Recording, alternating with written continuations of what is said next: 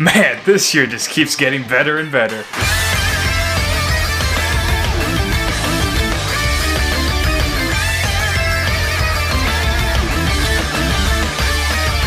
Welcome back to the series where I talk about the anime I watched this season. As you can tell by the title, we'll be talking about the Spring 2021 anime. And man, it was another banger of a season. But if you haven't seen the first video of the series, it's about the Winter 2021 anime that I watched. Link in the description. Coming after what was, in my opinion, the greatest season of anime ever, Winter 2021, Spring 2021 had a very, very high bar to match. And honestly, it was fantastic. We had our seasonal meme shows like shows like Don't Toy With Me, Miss Nagatoro, and plenty of sequels like My Hero Academia, Zombieland Saga, and Fruits Basket. But what I think is most notable about Spring 2021 are all the new shows, new series to come this season. There's the ongoing masterpiece To Your Eternity, which is absolutely amazing. I've heard great things about 86, Tokyo Revengers, and even another furry show, Odd Taxi.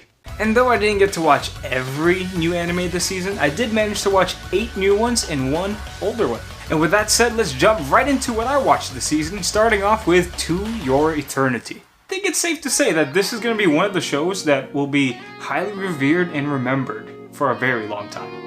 I mean, right off the bat, for anyone who've seen at least the first episode, you know the emotional roller coaster that you experience just from episode 1.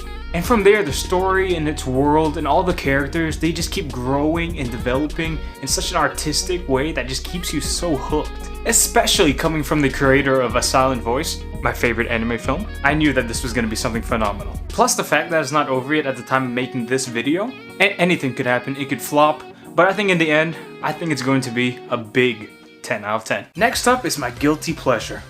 For the trashy side of my taste in anime, Don't Toy With Me, Miss Nagatoro. Now I said this appeals to the trashy side of my taste in anime, but as I continued to watch this, episode after episode, I began to realize it only slightly appeals to my trashy side taste in anime.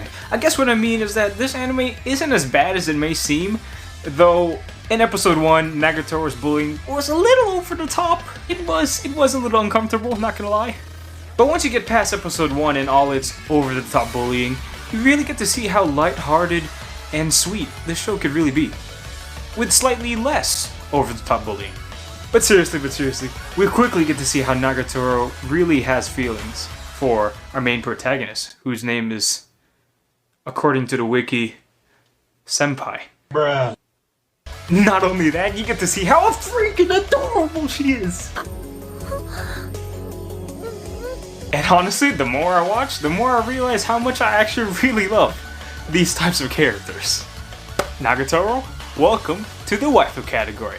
9 out of 10. Now you may be wondering, Leo, where's the shonen? Where's the fighting? Well look, when it comes to shonen guys, I sleep. But you know, when it comes to rom-coms, you know I'm woke. And that leads us right into our next anime, Osamake, rom-com where the childhood friend won't lose.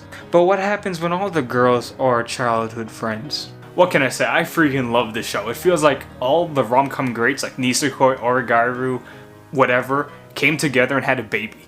And at first it feels like there's a lot going on in this anime, but it really all ties in together at some point. Seeing the backstories of Shiro, Kuro, Momo is all so sweet and super adorable. I love seeing all the different goals and motives clash together, all with the main goal to end up with this dude. Man, I wish I was him. I mean, you know your boy loves his rom-com. I'll be satisfied with whoever wins. Shiro better win. Or Kuro. Screw Momo though. 9 out of 10. And next on our list is I've been killing slimes for 300 years and maxed out my level. AKA the isekai of this season.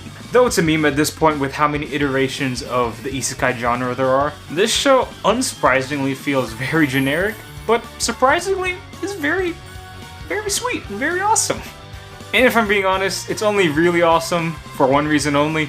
It's lovable waifus. I mean, we got it all. We got the OP main protagonist, who just so happens to be a witch, the dragon maid waifu, the clumsy elf waifu, adorable twin lollies, a smug ghost waifu, the tan demon waifu, another dragon maid, and even the little sister. Seriously, every single character in this show are just so So lovable. The story itself is pretty fun. It's what you expect from an isekai genre anime. Yeah, I definitely recommend it if you want something fun and easy to watch with a bunch of waifus. That's a 9 out of 10 for me. Next up is the first shonen. There you go, guys. There's the shonen. Fairy Tail 100 Years Quest. Just kidding. It's Eden Zero. Man, I hope they animate 100 Years Quest. If you're not aware, the creator of Fairy Tail created a brand new series called Eden Zero.